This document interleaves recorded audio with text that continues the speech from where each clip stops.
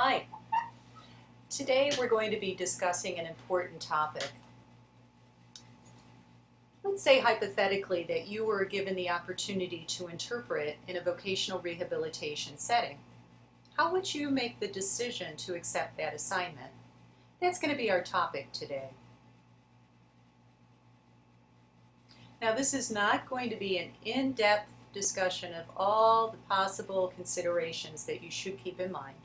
It's just going to be a general discussion. And I would expect that many of these topics you have already discussed in your interpreter education program. If you haven't, that's fine. Our discussion today will be sufficient for your successful engagement in this module. However, if you do find that your interest is sparked and you want to learn more, I encourage you to approach your instructor and ask for some recommendations in terms of readings or resources that can further your understanding of situational assessment. Now, if you have discussed these topics in the classroom, this will be a nice review of an important subject. So let's begin with demand control schema. In the 1990s, two researchers, Karasek and Thorell, did research on people who work. And they found that stress was not strictly related to the type of job that you performed. What they did discover is that if a job is demanding and has several significant requirements in terms of knowledge and or skill, and if a person possesses those necessary skills and knowledge, they will not experience a great deal of stress on the job, even if they have a quote-unquote high-stress job, such as an airplane pilot or a surgeon. However, if a person does not possess the necessary knowledge or skills and is unable to meet the demands of the job, then stress will ensue. From these findings, they developed a theory known as demand control theory. And in this sense, control refers to the assets or abilities that a person possesses. In 2001, Dean and Pollard, who are interested in the topic of interpreting and interpreting education, published research that combined demand control theory and interpreting. And their approach includes four broad parameters to consider when accepting a position to interpret. The first is environmental, intrapersonal, paralinguistic, which refers to things beyond language itself, such as accent, volume, speed and pace, features that are associated with language, and then interpersonal, which refers to the dynamics between individuals as they interact.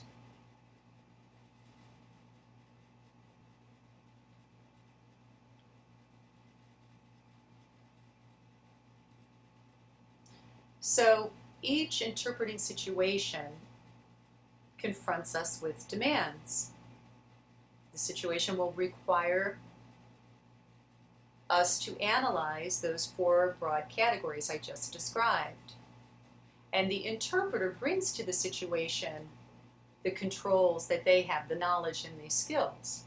And I want to reiterate that the term control here refers to those assets and abilities, not taking over a particular situation, but they're intrinsic to the abilities of the interpreter.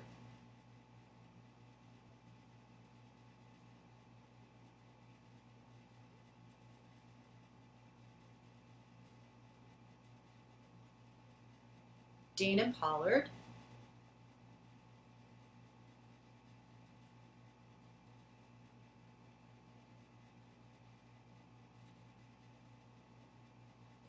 we're going to revisit these four broad categories as described by Dean and Pollard.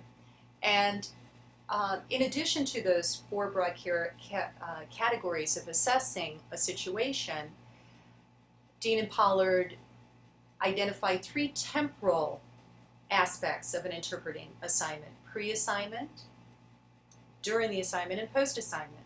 Our focus today will be a pre-assignment review or consideration of whether or not you should accept an invitation to interpret a meeting between a vocational rehabilitation counselor and a consumer to discuss a vocational goal.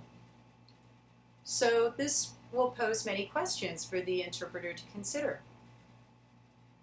where the meeting is taking place, what the interpreter knows about establishing a vocational goal, will the consumer and the counselor be the only members present in this meeting? What's the location of this meeting? The intrapersonal considerations refer to the internal dialogue that an interpreter may have when considering that job. Does he or she possess the necessary language?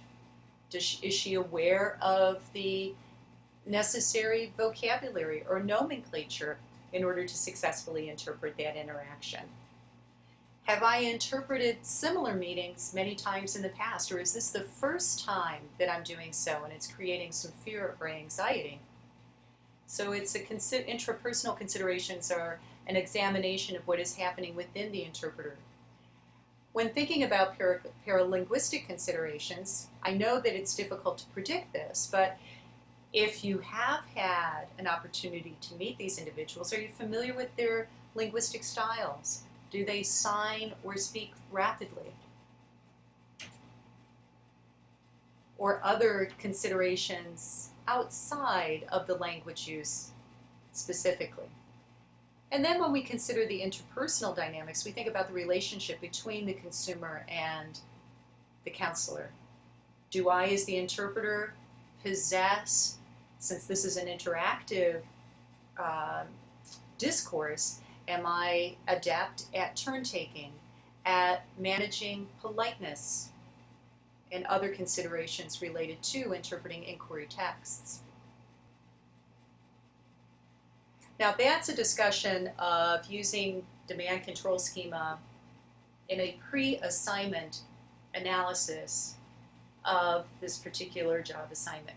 There's another approach that we can use if you're not familiar with demand control, and it's a situational assessment that takes into consideration both consumers, the deaf person and the hearing person, the setting, where the meeting is taking place and what the purpose of the meeting is, what the content of this interaction will be, and then the interpreter.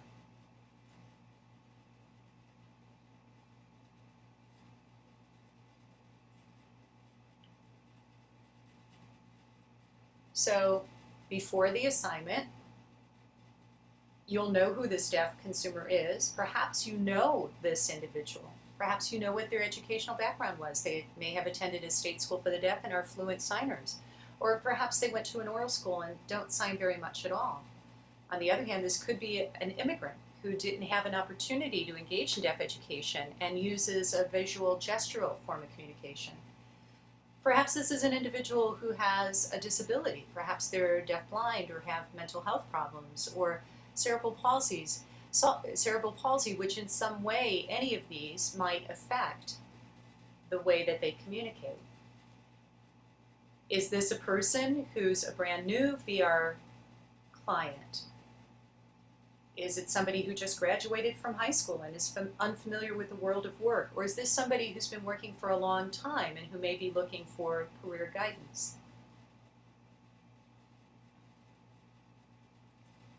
Next, we consider, in our hypothetical situation, the hearing consumer, the rehab counselor. What is that person's role?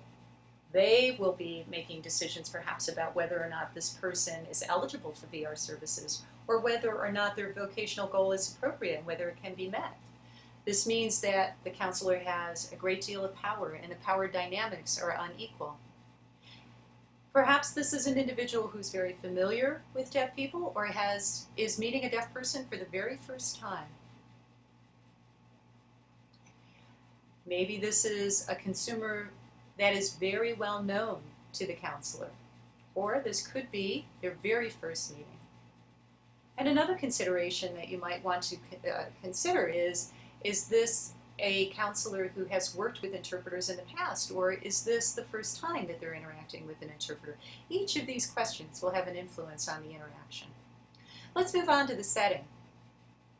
For our situation, a meeting to establish a vocational goal means that the deaf person is going to be talking about their ambitions and aspirations. The counselor will be determining whether or not they can meet those aspirations if they have the resources, and if not, they may advise the deaf person to change their goals. You'd want to know where the meeting is taking place. Is it taking place in the VR office, or perhaps on a campus, or in an employer's office? So you want to anticipate what that environment may be and how it might influence the interaction. And then the last consideration is the interpreter. You want to think about your own linguistic fluency in both English and in ASL. You want to consider your interpreting skills. Are you adept at the interpreting process? Are you comfortable interpreting consecutively?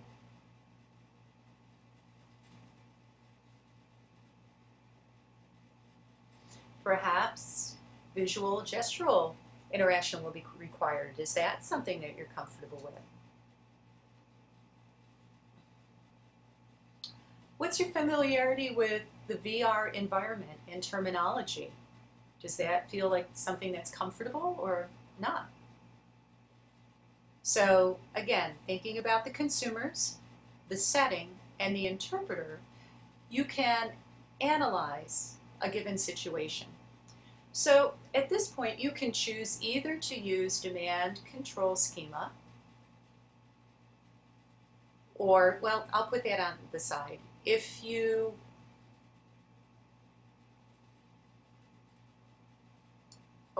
you can choose to use the demand control or situational consumer setting interpreter approach to create a checklist. If you have the opportunity, ask the consumer, the deaf consumer, some information about their background. Familiarize yourself with VR settings and what may be required in this particular situation. And then think about your own skills and knowledge, completing this checklist to see if this is a good fit for you and whether this is an assignment you should consider. There are two key questions that the checklist will help you answer. The first is, as I said, do I possess the necessary skills and experience and ability to interpret this interaction successfully? If there are some aspects where I feel that I need resources, what strategies can I employ to enhance the likelihood of success? Maybe the situation is one that I feel I can manage, but if there is a rapid interaction between the interlocutors, consecutive interpretation will allow me to understand and produce interpretations that are more effective.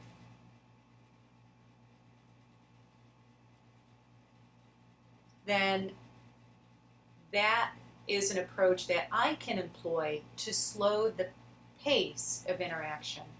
Am I familiar with consecutive interpretation? Am I good at consecutive interpretation? And does this particular interaction lend itself to consecutive interpretation? Those are questions to ask. Another scenario is, this is a situation where I feel that I can facilitate communication between a counselor and a consumer, but I'm not familiar specifically with vocational goal discussions and vocational rehabilitation processes. And so I need to do some research to familiarize myself with that particular topic so that if I do that research, I will be prepared to interpret successfully. It may be that I need a team to assist me to render this interpretation. I may request a hearing interpreter to work with me who could monitor my work and provide feedback as well as providing interpreting services as well. Or perhaps the deaf consumer has unique needs such that I need a deaf interpreter to help me facilitate this interaction. I want to take a moment to talk about working with a deaf interpreter. This is a unique experience. Deaf interpreters work within one language, intralingually. So they will work perhaps from American Sign Language into a visual gestural approach to language for a deaf person who does not have a strong command of ASL, for example. And deaf interpreters have a wide array of strategies at their disposal to facilitate communication with individuals for whom ASL may not be fluent. Deaf interpreters are adept at assessing the communication needs of a deaf individual. Working with a deaf interpreter will minimize misunderstandings, and the deaf interpreter and deaf consumer can establish a rapport because of their common deafness. And a deaf interpreter can provide guidance and feedback to a hearing interpreter to enhance their interpretations. Now, if you decide that in order to do this particular assignment well, you need a team, you need to contact the person who contacted you about accepting this assignment. That might be a vocational rehabilitation counselor or a community rehabilitation provider. But you need to contact them and indicate that you need a team, and if you need a deaf interpreter, be specific about that. And you want to prepare your request in advance in writing so that you have a prepared argument for the agency that is hiring you. Now, if that hiring agency says that they cannot provide the resources that you have requested, you have two options. You may want to ask for a postponement and continue your request for a team to work with you.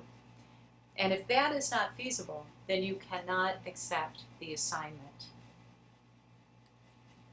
Now, let's say you want to improve your interpreting skills.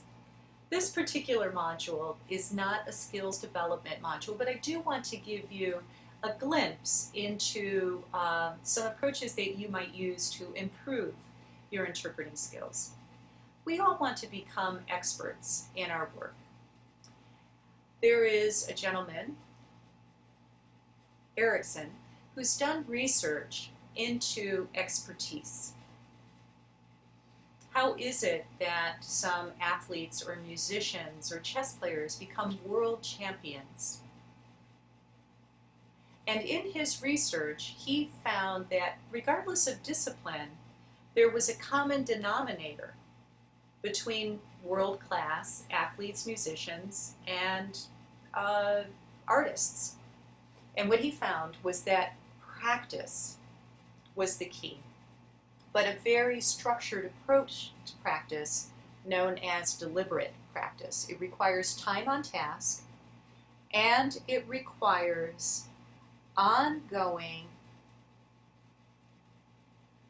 escalation of achievable goals.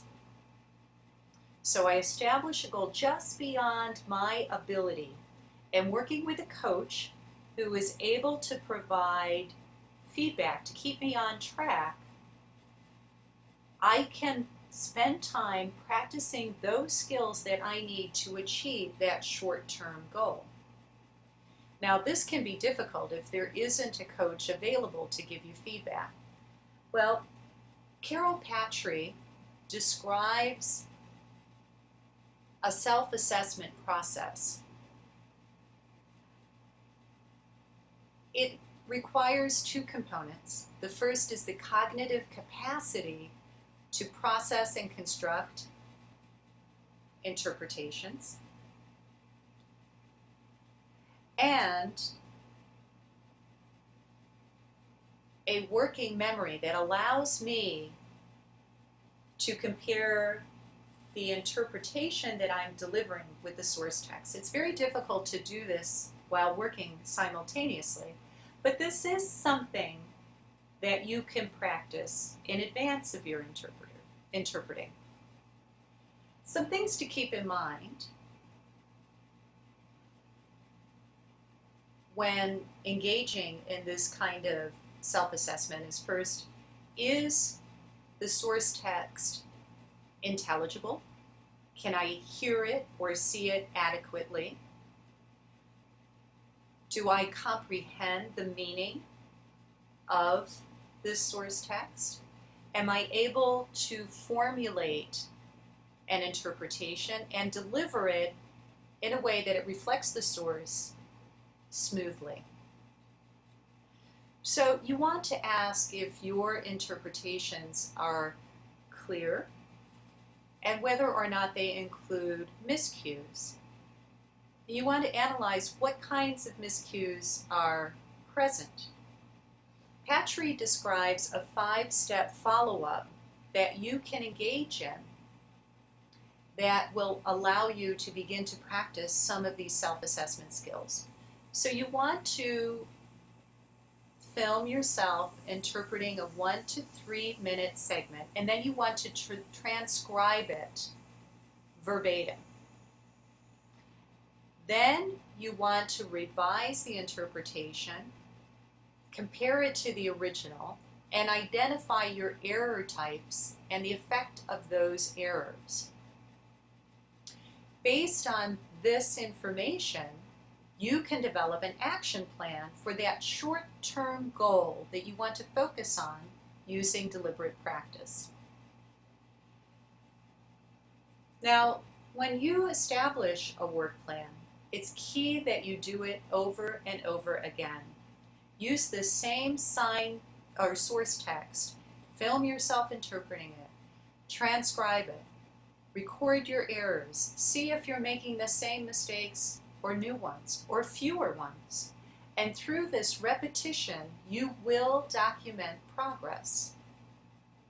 Take these transcripts and your analysis to your instructor or your coworker. Have them take a look at the source text and your interpretations. Ask them for specific feedback and actions that you can incorporate in your practice. So here we go again. Interpret, identify errors, and practice. Work with a variety of source texts. If dealing with ASL text, film, and use a variety of signers so that you challenge yourself. Do the same thing with spoken English texts. Choose from a variety. Prepare a written gloss of your interpretation. Identify errors and identify areas for improvement. If you do this, you can improve. You can develop expertise. And at the same time, you can realize your limits until the point at which your skills improve. Thank you.